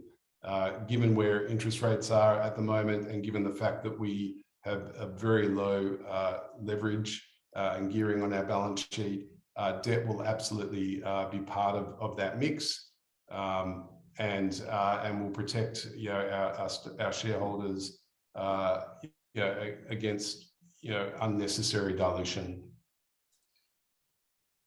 And then another question I wanted to ask was new international deals for new markets. I think on one of the slides when you were flipping through, I think Botswana was one of the countries I think where discussions are ongoing. What's the, I guess, sales cycle like on these international distribution agreements? I'm guessing it's a long one, kind of 12 months plus. Is that fair to say? 12 months would be, that would be the sort of the maximum tenor in terms of a gestation around a sales opportunity. We tend to, because we've been in the market now for, particularly in the last few years, really heavily investing in marketing, and it's educational marketing around that ESG piece, particularly in developing markets such as South Africa, Southeast Asia and South America. And that's where we're really now seeing strong traction and very strong double-digit growth in our export markets. We partner with established distributors that have good, strong footholds in those markets. We don't always partner with one single distributor for a particular region. It just depends on what we see as the, being the dynamics of that particular market. But you mentioned Botswana. The Africa continent provides enormous opportunity as a market that is continuing to develop and mature, particularly around ESG. That safety piece is a real pivotal trend that ABT targets and solutions for. More mature markets like Canada and some of the countries like Peru and Chile in South America are I guess further up that chain of adopting that ESG trend, and that's where we've got strong opportunity for now diversification and look, even though these markets are a long way from Perth in Western Australia, it's those long established relationships that we have with our blue chip customers where we're following large global miners into these markets and solutioning for those particular environments that's really driving a lot of our pipeline and success year to date. Thanks, Andrew. We're just nicely finishing on time there. So I'd like to thank you for giving us the presentation this morning on all things ABT and for joining us early from Perth as well. If you could just please stop sharing your screen, because I do know we have Steve Boland from Acrow waiting to join us as well. Morning, Steve. G'day, Mark. How are you? Good. I'm just going to turn off your video here quickly, Steve, and then Yep, done it, mate. I'll let you know once I can see the presentation coming through. Yeah, it's coming up now. And if you just want to go to start the slideshow or full screen mode, so we get the big. Is that up, Mark? Yeah, that's up there now. Looks like West Connects or one of those tunnels. Yeah, I can see it now. Okay, I'm just let me make sure we've got the technology right. We appear to. There we go. All right. Thanks, Mark, for hosting. This is our third presentation through the Coffee Microcaps, and I appreciate people coming on board today to hear a bit more about our story and the results of the last 6 months, and as we go into the rest of the financial year. So I think firstly, in case there's some people that don't know the Acrow story, I'll give a really quick overview of the history of this business. You can see there it was incorporated in 1950, but this Acrow was a long-held asset of Boral until about 11 years ago, 12 years ago. It was sold into private equity. I came on board about 8 years ago as part of the turnaround of the business through the private equity ownership, and then when we took the business public in April of 2018. The business has changed dramatically over that 8-year period. Certainly the last 4 years has been the real pivot, and I'll go through a fair bit of detail about what that's been all about. So you can see the key, I guess, numbers overview of the business. One thing I'll point out in terms of the share price at the moment, so we've had a 44% increase in our share price over the last 12 months. But as it stands at the moment, we're still trading at about a 7.5 time PE to our FY22 guidance number. So yeah, you can just make your own judgments about that. But certainly, we've had a very strong performance in the market over the last 12 months. Revenue of $143 million. Now I'll go in more detail about that, but that's significantly up from where we were. Enterprise value 160. We've got a lot of very good equipment. Replacement value would be certainly in excess of now $140 million of our gear. And safety clearly is a very important part of what we do. And our lost time injury frequency rate has stayed at a reasonably good level for the last 4 years now, and going, certainly in this year, it's dropped significantly from where it was last year. The key financial metrics in the business for the first half, you can see they're all obviously going in the right direction. Revenue up 38% to 69 million for the half. EBITDA up 51%, 16.7. The things that we're probably most pleased about, and we've been saying for some time that we knew they would, the EBITDA numbers would start to roll through into NPAT and EPS, and they are. So 118% improvement in NPAT half to half, 93% in EPS, up to 3.27 cents for half of the year. Dividend per share up 1.2 cents we've declared for the half, partly franked, and we are in a very heavy capital investment program at the moment. I'll go through more detail later, but return on equity is improving over this period despite a heavy investment in capital, and that's now going to be well in excess of 20% as we go through to the second half and the full year 22 results.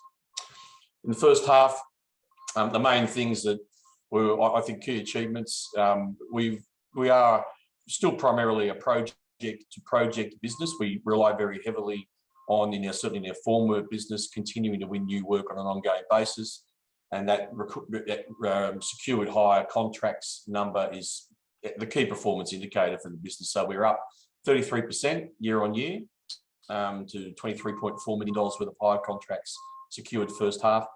The strong result that we're getting and the improvement we've had in our profitability is not off the back of any acquisition in this period. The last acquisition we made is about 2.5 years ago now. So it's now very strong organic growth, and a lot of that growth, if you look at that, the next one below that, WA, South Australia, Tasmania, that's growth that's coming out of the utilisation now of equipment that was not we didn't previously have opportunities to develop in those markets or sell into those markets or hire into those markets. So off the back of the acquisition of Unispan and also Natform that we've made, said, Natform was about 3.5 years ago, Unispan was about 2.5 years ago. That's it's given us a broader range of product, to be able to open up new channels for revenue in markets that we didn't previously experience. And that's, you can see in those what we classify as our smaller states, we've gone up 62% in revenue and 118% in sales contribution margins year to year off that broader offering. Sorry, bouncing around up to the top right hand corner, the industrial services business is something we've grown significantly and will be a big part of the Acrow story going forward now. It's come off the back of the Unispan acquisition in Queensland, where we had about a $10 million a year business there. We've now expanded that into New South Wales in a big way, starting to do some work in South Australia. And so you can see, $21 million of revenue for half the year. That'll be closer to 45 by the time we get to the full year 22. Queensland Formwork is our strongest part of our business, has been for a long period of time. We've got better than 60% market share, and the activity level in that state is very significant at the moment. And off the back of maintaining, if not growing, that market share, we've had a very, very strong increase in higher revenue, 80% over this period. And the last point is an important one, and we're not immune to the issues that the rest of the world are facing with supply chain and logistics, but we've taken a very front foot approach to this issue. And what could have been a very big issue for our business has been minimised, albeit it's an effect. But I think we've taken the approach to try to turn a difficult situation into a competitive advantage, and we believe very strongly that we have. The major stimulus for us is our civil infrastructure formwork business. That's the major thing we focus on in Acrow. And you can see that there's, you've probably seen those numbers before about the growth in projected major transport infrastructure spend between now and over the next 4 or 5 years. One thing I will say is I don't believe that for a second, and that's good for us. It's not going to be that peak. It's going to be a longer and flatter peak. And I think, again, for us, that's a very good thing. We are primarily a hire company. We'll have gear out on jobs for a lot longer period than otherwise would have normally been the case. It is difficult to get labour on some of these jobs. It's difficult for the customers to get equipment. It just means it's going to be a longer and flatter process. And, these projects are all basically government-funded projects. So you can see on the right-hand side of that page, we've got significant revenues coming off most of the major infrastructure projects on the eastern seaboard. Bruce Highway, Croydon to Curra is our biggest project in the country at the moment. Interesting time on that project because they are pretty badly flood affected there at the moment. Again, that's not, unfortunately for the customer, but maybe for us, it's not necessarily a bad thing. Our gear is just going to be tied up a lot longer on that project than otherwise would have been the case. We don't cease hire, we don't do anything of that nature. If work has to stop because of those issues, we'll just continue charging. Melbourne Metro Rail, been a real success story for us. We're batting almost 100 on all new packages being let on that really significant project. Western Distributor Melbourne, there's a really big package about to come out on the Western Distributor that I'm got my fingers crossed and I'm quite confident that we will win. Will be by far the biggest package that's been let on that project coming up in the next couple of months. Sydney Metro Rail, we're doing well on that, albeit we came a little bit late to the party on that project, but we're certainly not late to the party on the next stage of that, which is the Inner West Metro, where we're in a very good situation there to win significant work as it's let, and the Brisbane Cross River Rail. You can see our formwork revenue by state and the growth that we've seen both nationally and by state. And then I will point out the one that looks like it's gone backwards, which is going to be a great story for us in the next 6 to 12 months. So Queensland, significant increase, 10 million to 13 million. You can see Victoria. Victoria's been our, no doubt about it, been our success story. We had very little market share in Victoria, back into 19. And you can see now where we've grown that to across 21 and 22, where we've gone from probably a 10% market share to being 40 to 50% market share in Victorian formwork, off the back of our civil infrastructure focus and our engineering expertise. WA, great result for us. That's primarily off the back of those new products that have gone into that market that have opened up new channels. And whilst the New South Wales number looks like it's gone backwards, it's a bit of an anomaly because in the 21 year, we sold a lot of second-hand equipment that was no longer required in the business off the back of rationalising our fleet from the acquisition we made of Unispan. If I look at pure hire revenue, which is the long-term profit generator of the business, 22 is a significant uplift from 21. And by the time we get to the full year 22 number, you'll definitely see New South Wales has grown its revenue and definitely growing its market share. It's the biggest market in the country. And you can still see that we've got revenue that's trailing Queensland by quite a bit and just sort of equal Victoria. Certainly believe we will see an uplift in New South Wales formwork revenue over the next couple of years. Again, higher contracts, one being the key performance sort of leading indicator. You can see that we've had 33% growth in first half 21 to first half 22, and that our pipeline is now at the highest level in terms of future work opportunities for us that it's probably ever, well, it definitely has ever been. And 90% of the work in our pipeline is formwork. We don't incorporate any of our industrial services shutdown work in here as it basically goes project to project. This business has significantly pivoted in the last 4 years since becoming a public company from about a 50-50 revenue between commercial scaffold and formwork. It's now 85% engineered, what we classify as engineered systems, so formwork and industrial services. We've doubled the number of engineers working in the business in the last 4 years, and we are, I have no doubt now, by far the market leader in the formwork hire industry in terms of engineered solutions. We already had a very, very good team in this area, headed up by Matthew Caparella, who I've just promoted from National Engineering Manager to Chief Operating Officer, and we've been able to recruit a great guy in Evan Field has come in as the National Engineering Manager. We've probably got the two best formwork engineers in the country working for us at the moment, and I say that without boasting. I just think that's a statement of fact. We are now coming up with solutions that are not about price. This is about saving customers time and money, crane time, labour time, high quality, high safety. It's a very, very different focus to the old commercial scaffold. Put some scaffolding up around a 20-story building and compete with about 30 other companies on the contract. We're in a space here now with our engineered solutions for formwork and industrial services where we're only competing with maybe 2 or 3 companies on any major project. And in a lot of cases, We just get asked to put the package together and get awarded the contract without there even being a price checking situation going on. So I talked about some of the projects. So you can see we are on the major civil infrastructure projects in the country. The bottom right-hand corner is a Snowy Hydro. So this is very much in its infancy. We are already generating significant revenues on this project, but primarily from our industrial business, who are basically just building the camp for the workers. So we're providing a lot of access equipment while the camp is being built. I've no doubt within the next 2 years, that project will be our biggest project nationally in terms of revenue generation when all of the major tunnelling and formwork work kicks in, which is probably about 18 months away at this stage. A few case studies of what we do. Talked about the Western Distributor project in Melbourne being a very important project for us. This particular case study we put forward here because it's an example of how our engineers adapt to what's required on a job. So there was no system, no hire equipment system that could do what was required for this specific part of the bridge, which was a column and headstock on a 30-metre span bridge.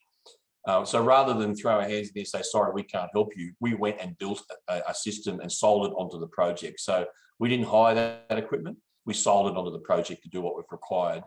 And it was a significant profit generator for us, and the customer gave them a solution when they otherwise wouldn't have had a solution. The next project is the complete reverse of that. So anybody who lives in Sydney who drives past the major Rosedale interchange, you can't miss our equipment at the moment. It stands out about 30 or 40 metres high above the road on the Rosedale interchange. This is the vent shafts for the tunnel. Now this was the complete reverse to the last project, whereas this project, the customer believed they would need to buy a purpose-built system and basically buy it onto the project for single use. We were able to come up with a design using our existing hire equipment and a very flexible piece of kit that we've got called Ulna RKS. And that has enabled the customer to save significant money by using a hire equipment solution. There's recently been a range of LinkedIn posts from this customer, CEDAR, praising the project, praising the solution, and very happy customer. And I'm very proud of our engineering team and design they've come up with. And the last case study I'm just going to mention here is primarily because it's a complete package of systems. Three businesses: the old Acrow, Natform, which was the screens business we purchased, and then Unispan, which was a formwork business that we purchased with specialised equipment, all on one project. So we've got Natform screens, we've got a Natform hydraulic unit, we've got a Natform handrail system, we've got Acrow scaffold cup lock equipment, and then we've got Unispan mesh, and also CC4 formwork, which is in the bottom picture, the ground support formwork system. So that's an example of where we've now been able to put three businesses together, and in a lot of cases now come up with one engineering design that gets the whole thing done. Mentioned the issues with supply chain. It's there, and it's only going to get more challenging now with the situation in the Ukraine. But we've taken a lot of steps that have minimised the impacts of this. So firstly, we are in a capital intensive program at the moment. A lot of our gear and new gear comes out of mainland Europe and some out of China. And we were finding we were going to have significant delays in new equipment arriving. So we've established a very good second-hand market for some of our high utilisation pieces of kit that we found in North America that has saved us significant money and significant time in getting that gear into the Australian market. And it's almost as new. We're paying around about 70% of the cost of new equipment. And for our customers, it's absolutely no issue when you consider that most of our gear that gets hired out is probably between 5 and 15 years old. So being able to just get that gear into the field, a lot more bang for our buck in terms of the dollars that we spend on it, and we've got it here quicker than we otherwise would. Secondly, a lot of issues around shipping container availability. We decided that we would go straight to shipping lines. We've established a relationship with Maersk, who are now providing us with containers directly rather than going through intermediaries. And our pricing with Maersk, albeit it's significantly higher container prices than what the country and the global economy was experiencing a couple of years ago. Our prices through Maersk are better than what we could get by going through a freight forwarder. And a lot of renegotiation around supplier trading terms. We've needed to do it We've got a lot more working capital now tied up in this business because we are bringing in a lot more equipment for sale. Timber and ply products is an example. You know, we were selling around about $500,000 to $600,000 of timber and ply products onto formwork jobs 12 months ago. We're now selling about $1.5 million a month worth of timber and ply products at better margins, but that does come to a cost of working capital. So getting the right trading terms has been really important for us in minimising that impact. So you can see in terms of the results generated, year on year, $69 million up from $50 million. And you can see formwork up by 5, big increase in profitability in formwork because it's all coming off higher revenue. Industrial services, which is a combination of higher labour and sale of equipment. So whilst it's a lot, it's up by $13 million. There's a $3 million improvement in margin, which is what we would expect with the mix of work that we're doing there. And commercial scaffold, which we still do a bit of, you can still a contributor to the business, is relatively flat year on year. The most important thing for me here is in a very significantly growing business with a lot of revenue growth, we're holding about 66% of our sales contribution margin improvement in EBITDA. So you can't run a business growing to this nature and hold your yard costs and hold your labour costs, but we are maintaining 2/3 pass through of the contribution margin going through to the bottom line, meaning 11 million becomes 16.7 and the margin goes from 22 to 24.1%. And you can see here in the bridge of where we've got that sales contribution margin, the biggest contributors are formwork hire, industrial scaffold hire, and industrial services labour hire. So about $8 million improvement in those areas, whereas basically where all of our capital is being invested into growing those businesses at the moment. So, I mean, that's what I want to see. I want to see that growth coming through off the back of our investment program. Our strategy has been very consistent for a long period of time now. We are the leading engineered formwork sales and hire equipment solutions provider in the country. We want to become the same in the industrial scaffold services business. Big focus on recruitment, training and retaining the best management. I'll talk about that in a second a bit further. Big program on generating higher return on investment organic growth by opening up new channels for revenue in all of our geographies. I mean, it's a big competitive advantage that Acrow has as a business, that we operate in every state, in every capital city, including Tasmania, Launceston and Hobart in Tasmania. We're the only national provider of services. No one can provide the services across the geographies that we can, or the range that we can. And we are in a business that's interested in acquisitions. We've made 2. We've certainly got the lookout for something specifically in the industrial services space where, we've grown in New South Wales and Queensland and presence, a little bit in South Australia. We've got a very keen eye on both South Australian and Western Australian markets in that space. Talked about our people. We've been really successful in attracting some very high quality people into the business in the last 6 to 12 months. And just as importantly, we've made some really significant internal promotions. So I've said regularly, I've been involved in management for 30 odd years. I've never worked with a more capable, committed team of senior managers than I am at the moment within Acrow. And some of these, young gentlemen, well, they are young guys. Our Chief Operating Officer is 31, Matt Caparella.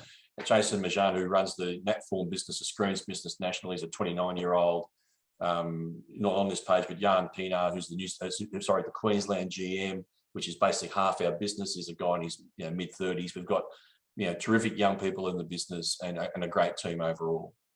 And the culture in the business is around safety first, but it's around about customer solutions off the back of that. What can we do that will generate the best result for our customers off the back of our engineering, design and utilisation of our kit?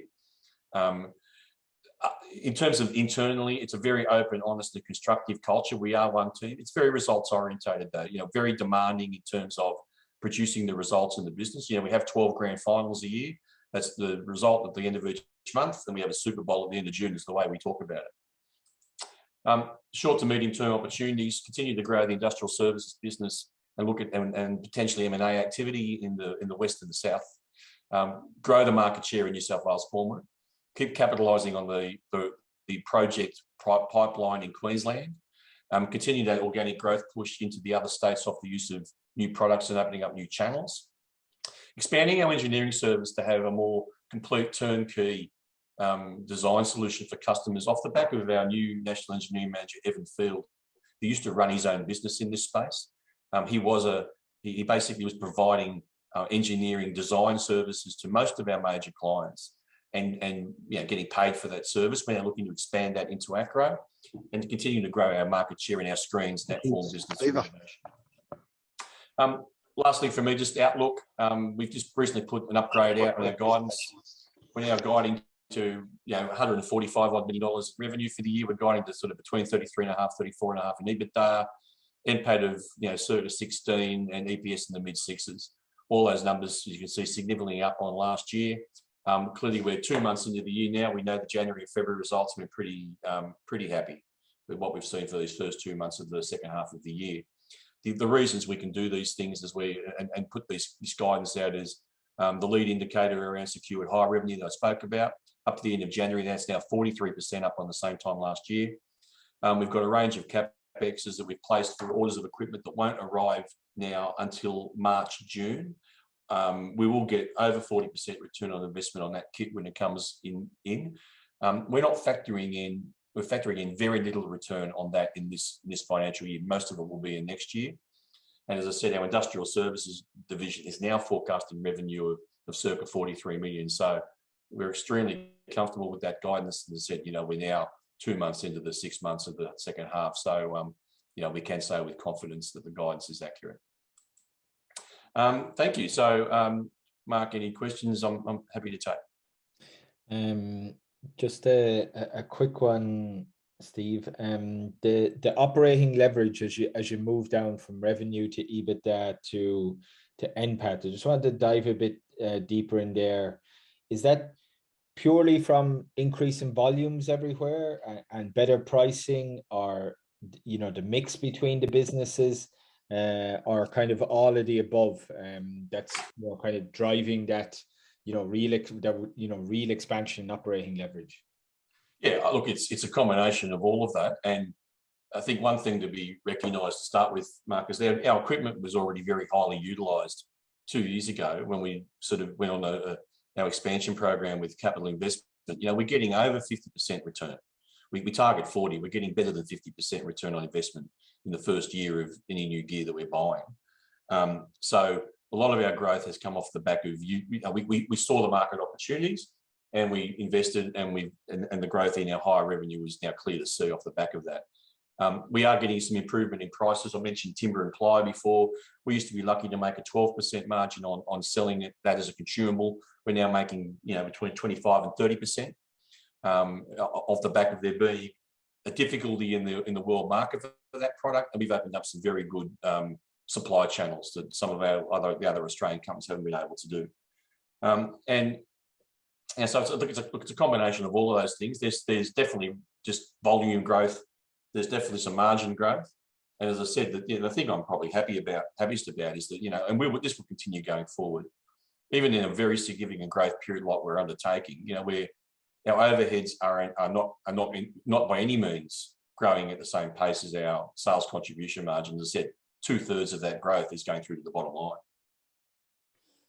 And then I think just like finish on that, just in terms of NPAT.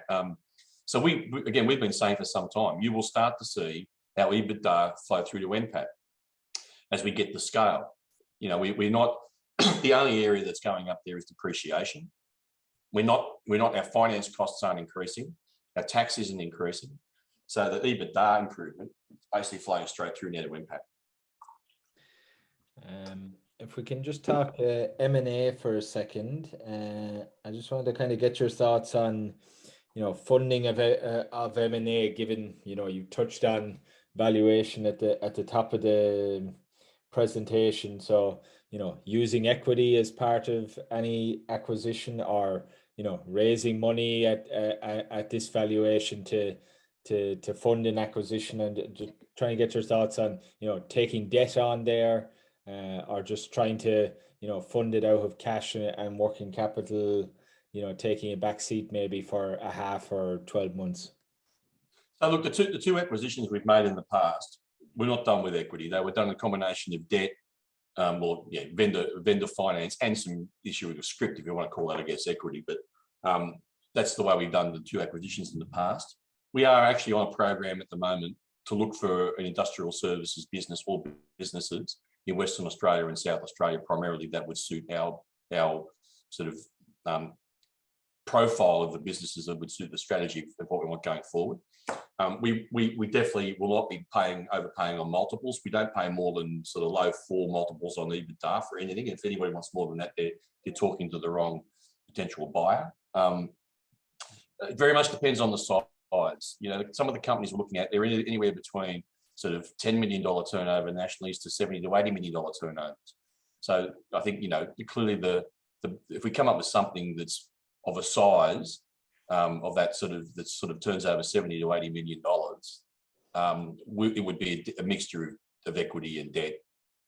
You would not do that all with debt under any circumstances, but a smaller one, you could probably still do it with, you know, a mixture of debt and cash. But you know, I think we've had quite a lot of support from our major shareholders on this industrial services sort of push. I have you know, at the moment in our $140 odd million of revenue, 40 of that comes out of industrial and call it 100 out of others, and mostly, you know, now there's this Formwork. I would dearly love to see this business in the next couple of years have, you know, $120 million of revenue in each. That's what you get in the industrial services business, and you're dealing with power stations and paper mills and oil and gas fields, and they're the customers you're working with. It's a much more predictable level of revenue, and it's also, you know, the margins are predictable. You win longer term contracts. We've got a 5-year contract, for example, with the Visy Tumor paper mill to do their shutdown every year. It generates $3 million of revenue and 750 grand of profit whenever we do that job. So I think we've had strong encouragement from a number of our major shareholders to, in the right circumstances, you know, undertake M&A activity in that industrial services space to give us a more balanced business that's got a really strong Formwork business, albeit it is you know, it does have a degree of cyclicality about it, and a very strong industrial services business that won't have that anywhere near that same degree of cyclicality about it. Okay, great. Steve, we're going to leave it there because you've finished for us nicely, exactly on time. So thank you for coming back to us and giving us an update on all things Acrow. And yeah, we'll keep an eye out for ASX announcements over the rest of FY22. Good on you. Thanks, Mark, and thanks for taking your time to have a listen.